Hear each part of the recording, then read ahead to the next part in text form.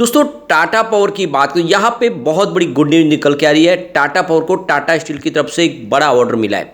क्या है पूरा ये ऑर्डर का मामला, इसको समझने की कोशिश करेंगे। साथ में ब्रोकरेज हाउस की क्या राय निकल के आ रही है टाटा पावर को लेकर। टाटा पावर का स्टॉक जो कोविड काल में ज़बरदस्त रिटर्न दे चुका है लोगों को, 26-27 के आसपास जो स्टॉक था वो लगभग 300 तक चला गया था। लेकिन अब इस समय जब बाजार ऑल टाइम हाई के आसपास है, टाटा पावर के स्टॉक में काफ़ी ज़्यादा गिरावट है अभी इस समय भी, और काफ़ी डिस्काउंट में स्टॉक मिल रहा है। तो क्या इस समय टाटा पावर में इन्वेस्टमेंट करना चाहिए, जानने की कोशिश करेंगे इस वीडियो के माध्यम से।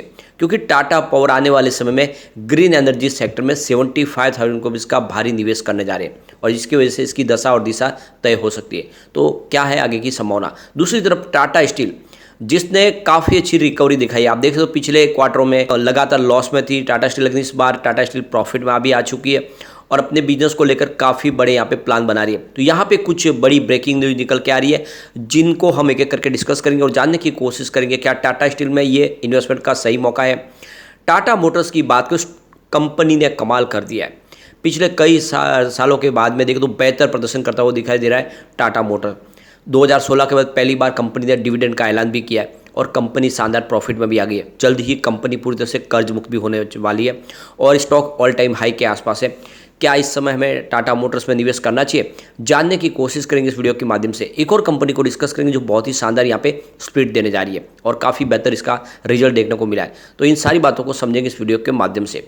सबसे पहले अगर हम टाटा पावर कंपनी की बात करें तो अभी लगभग 2 बजे के आसपास का टाइम है, स्टॉक 221 पर है, जहाँ पे 0.20% की तेजी है। तो खबर काफ़ी अच्छी है, उसके बावजूद भी तेजी इतनी कोई खास बन नहीं पा रही है। तो यहाँ पे जो गुड न्यूज़ निकल कर रही है, टाटा पावर रिन्यूएबल एनर्जी की जो सब्सिडीज कंपनी है टीपी वर्धमान सूर्या लिमिटेड, उनको एक यहाँ पे देख सकते हो कि एलओए मिला है करीब 966 मेगावाट का आरटीसी का, और ये हाइब्रिड रिन्यूएबल पावर प्रोजेक्ट जो टाटा स्टील के लिए लगाना है। तो यहाँ पे जो एक्सचेंज को जानकारी दी गई, जिसमें टाटा पावर ने कहा है कि यह एक बड़ा industrial RTC power purchase agreement जो साइन हुआ है और ये काफ़ी बड़ा ऑर्डर है। इसमें आप देख सकते हो कि 799 मेगावाट सोलर माध्यम से और 587 मेगावाट विंड पावर के माध्यम से ऊर्जा का निर्माण होगा। अब इस मौके पे टाटा स्टील के सीईओ और एमडी टीवी नरेंद्रन की तरफ से कहा गया कि हमें बहुत ज़्यादा खुशी हो रही है कि हमने टाटा पावर के साथ में पार्टनरशिप की है, जिसके माध्यम से हमें रिन्यूएबल एनर्जी के सोर्स के माध्यम से हमारे प्लांट्स के लिए ऊर्जा का निर्माण हम करके उसको इस्तेमाल कर पाएंगे। और जो हमारा विज़न है कि ज़्यादा से ज़्यादा कार्बन एमिशन करना है और उसमें किस तरह से एमिशन में उसमें कमी लानी है, उसको रिडक्शन करना है, तो यह एक बड़ा कदम है। और आने वाले समय में हम इस तरह से धीरे धीरे अपने प्लांट के लिए ग्रीन एनर्जी के माध्यम से ऊर्जा का इस्तेमाल करेंगे, जिससे जो पोल्यूशन है उसमें कम से कम कमी आए। एमडी टीवी नरेंद्र का कहना है कि 2045 तक हमारा टारगेट जीरो कार्बन पॉलिसी पे जाना है हमें, और एक आने वाले समय ग्रीन एनर्जी ही देश का भविष्य होगा। अब इस मौके पे टाटा पावर के एमडी और सीईओ प्रवीर सिन्हा का कहना है कि टाटा पावर और टाटा स्टील दोनों ने मिलकर कमिटमेंट किया है कि हम एक जॉइंटली 966 मेगावाट का आरटीसी प्रोजेक्ट लगाएंगे, और इससे आने वाले समय जो हमारा टाटा का जो जीरो कार्बन का जो टारगेट है उसको हम पूरा करने में एक बड़ा योगदान इसका होने वाला है। टाटा स्टील की बात करो, सालाना इसकी जो क्रूड ऑयल की कैपेसिटी है वो 35 मिलियन टन्स के हिसाब से है, और दुनिया की एक दो बड़ी कंपनी में गिनी जाती है टाटा स्टील, जिसके प्रोजेक्ट काफ़ी बड़े हैं। अब यहाँ पे देख सकते हो कि टाटा स्टील भी इसमें 26% की इक्विटी इन्वेस्ट करने जा रही है, और 1 जून 2025 तक ये जो प्रोजेक्ट है यह आपको कंप्लीट होता हुआ दिखाई देगा।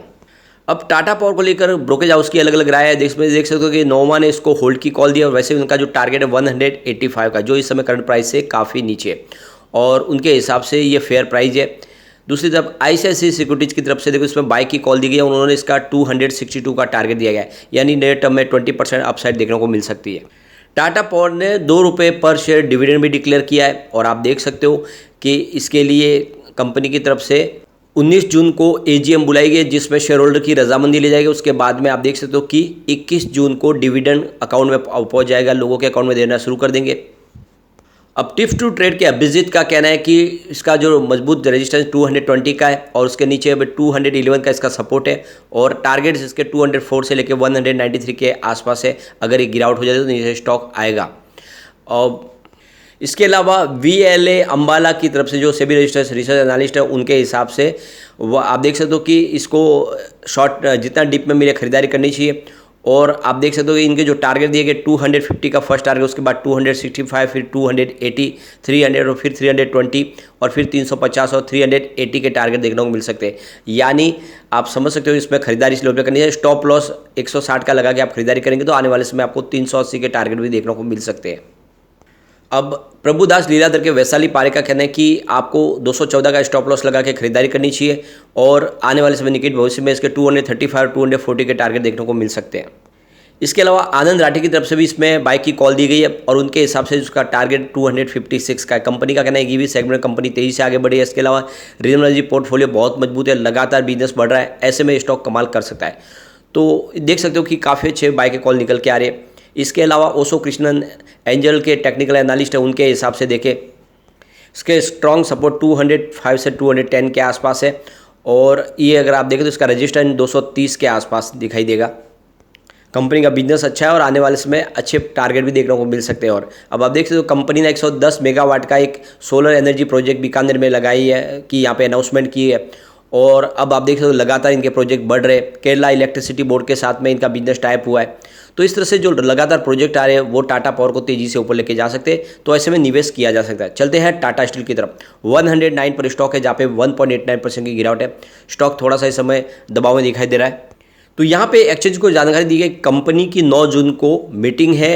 आप देख सकते हो कि ये फिडेलिटी एफएमआर के साथ में मीटिंग होगी। ये वर्चुअल मीटिंग है जो एक ब्रोकिंग हाउस है।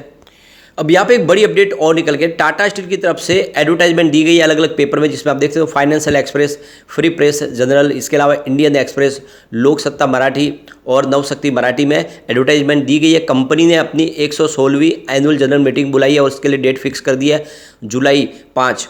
तो 5 जुलाई को यहाँ पे एजीएम होगी जिसमें कुछ बड़े अनाउंसमेंट भी हो सकते हैं कंपनी की तरफ से, तो हमें 5 जुलाई का इंतजार करना होगा। इसके अलावा कंपनी ने एक बड़ी जानकारी एक्सचेंज में और शेयर की है और ये उन शेयर होल्डर के लिए जिनके पास काफ़ी समय से डिविडेंड उन्होंने क्लेम नहीं किया है। पिछले 7 साल से जिसने भी डिविडेंड नहीं लिया है कंपनी में, उन सब के लिए ये आखिरी मौका है। अगर आप वो डिविडेंड क्लेम नहीं करते तो आपका जो डिविडेंड है वो investor education and protection fund को ट्रांसफ़र कर दिया जाएगा, फिर आपको डिविडेंड नहीं मिल पाएगा। तो इसके लिए देख सकते हो कि आपके पास डेट भी है, आपको 16 सितंबर के पहले डिविडेंड क्लेम करना होगा और इसके लिए आपको सारी फॉर्मेलिटीज़ करनी होगी और सारे जो भी डॉक्यूमेंट की रिक्वायरमेंट है वो पूरी करके आपको जो टीएसआर इनकी जो कंसल्टेंसी फॉर्म है उसको वो सबमिट करने होंगे, तभी आपको डिविडेंड मिल पाएगा। वरना आने वाले समय आपका सारा डिविडेंड का पैसा है वो इस फंड के अंदर ट्रांसफ़र कर दिया जाएगा। तो ये आखिरी मौका है उनके लिए जिनके पास अभी तक उन्होंने डिविडेंड क्लेम नहीं किया है और केवाईसी बाकी रहने की वजह से उनके बैंक अकाउंट में वो डिविडेंड नहीं आया, क्योंकि सेबी के नए रूल्स के तहत अब सीधा डिविडेंड है आपके बैंक अकाउंट में आता है। तो किसी ने जो प्रोसेस पूरा नहीं किया उसके डिविडेंड अभी तक उनको मिल नहीं पाए, तो ये आपको खास ध्यान रखना है। चलते हैं टाटा मोटर्स की तरफ। 560 पर प्राइस है जहाँ पे 0.17% की तेजी देखने को मिल रही है। अब आप देख सकते हो कि टाटा मोटर्स आने वाले समय में यानी 6 से 7 पैसेंजर व्हीकल लॉन्च करने जा रहे हैं 2027 तक, जिसके लिए वो $2 बिलियन का इन्वेस्टमेंट करेंगे। तो आने वाले 4 साल में कंपनी बहुत सारे नए मॉडल लॉन्च करने की तैयारी कर चुकी है और इसके लिए काफ़ी बड़ा निवेश भी करने जा रहे हैं। तो अब टाटा मोटर्स तेज़ी से अपने बिजनेस में आगे बढ़ने की कोशिश करे, अपने दूसरे कंपीटर के मुकाबले बहुत तेज़ी से उनको आगे बढ़ना, और इसीलिए आप देखें तो काफ़ी नए जो पैसेंजर व्हीकल यहाँ पे लॉन्च किए जाएंगे जिससे इनका बिजनेस बढ़ता हुआ दिखाई देगा। इसके अलावा देख सकते हो कि गुजरात में ईवी बैटरी का भी फैक्ट्री लगने जा रही है जिससे इनका बिजनेस तेज़ी से बढ़ेगा। इनके हिसाब से अच्छी क्वालिटी की इनको बैटरी मिल पाएगी जिससे ये ईवी सेगमेंट में बहुत तेज़ी से अपनी स्थिति को और मजबूत कर पाएंगे। अब यहाँ पे देख सकते हो टाटा मोटर्स को लेकर शेर खान ने बाय की कॉल दी है। ये लेटेस्ट टारगेट है, उन्होंने 633 का इसका टारगेट दिया हुआ है और खरीदारी की सलाह दी है। शेर खान का कहना है कि कंपनी लगातार JLR, PV और CV सेगमेंट में बहुत तेज़ी से अपनी स्थिति मजबूत कर रही है, बिजनेस उनका बढ़ रहा है, बेहतर रिजल्ट आ रहे हैं और इस वजह से ये आने वाले समय टारगेट देखने को मिल सकते हैं। इसके अलावा देखें तो दूसरे जो ब्रोकेज हाउस है जिसमें ग्लोबल ब्रोकेज हाउस भी और इंडिया के, वो भी लगातार अच्छे बाय के कॉल दे रहे हैं, जिसमें आप देख सकते हो CL से नोमुरा गोल्डमैन सैच की तरफ से यहाँ पे रेटिंग दी गई है, जिसमें आप देख सकते हो कि CLSA ने यहाँ पे बाय की रेटिंग दी हुई है। इसके अलावा मॉर्गन स्टैनली की तरफ से इसकी ओवरवेटिंग की रेटिंग है और JP मॉर्गन ने इसकी न्यूट्रल रेटिंग दी है। नोमुरा ने इसकी बाय की रेटिंग दी हुई है। इसके अलावा गोल्डमैन सैच की तरफ से भी बाय की रेटिंग है। तो ये क्लियरली समझ में आ रहा है कि ज़्यादा करके जितने ब्रोकेज हाउस है, इंटरनेशनल ब्रोकेज हाउस, वो सारे के सारे टाटा मोटर्स में खरीदारी की सलाह दे रहे हैं, यानी आने वाले समय एक ज़बरदस्त तेज़ी का दौर आ सकता है और इसमें आप इस समय इन्वेस्टमेंट कर सकते हैं। अब हम चलते हैं उस स्टॉक की तरफ जो हमें स्प्लिट देने जा रहे हैं। तो वरुण बेवरेजेस की बात करें हम, आप देख सकते हो कि 1599 पे इसकी प्राइस यहाँ पे 1.08% की तेज़ी देखने को मिल रही है और आप देख सकते हो पिछले एक साल में स्टॉक ने 116% का बम्पर रिटर्न दिया। 754 के आसपास स्टॉक था, इस समय 1600 के आसपास है। काफ़ी शानदार प्रदर्शन कर चुका है। और अब कंपनी देख सकते हो कि जो उसकी ओल्ड फेस वैल्यू थी 10 रुपीज़, उसको 5 रुपये में बदलने जा रहा है।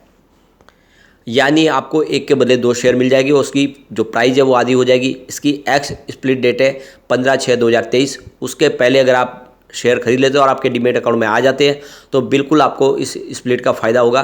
तो आपको वरुण बेवरेजेस में यहाँ पे निवेश करना चाहिए। Q4 का रिजल्ट बहुत ही बेहतर था। आप देख सकते हो रेवेन्यू 3.89 थाउजेंड करोड़ के आसपास था, जहाँ पे 37% की ईयर ऑन बेसिस पे हमें शानदार बढ़त देखने को मिली। नेट इनकम 429 करोड़ के आसपास रही, जहाँ पे 68% की ज़बरदस्त ईयर ऑन बेसिस पे हमें बढ़त देखने को मिली। नेट प्रॉफिट मार्जिन की बात करें तो 11.02% के आसपास रहा, जहाँ पे 22% की ज़बरदस्त ईयर ऑन बेसिस पे बढ़त देखने को मिली। तो Q4 बहुत ही बेहतर था, रिजल्ट लगातार बेहतर आ रहे, काफ़ी अच्छा इसकी परफॉर्मेंस है। तो इन्वेस्टमेंट आपको कर लेना चाहिए और स्प्लिट के बाद इसकी प्राइस बढ़ने की फिर संभावना बन जाएगी।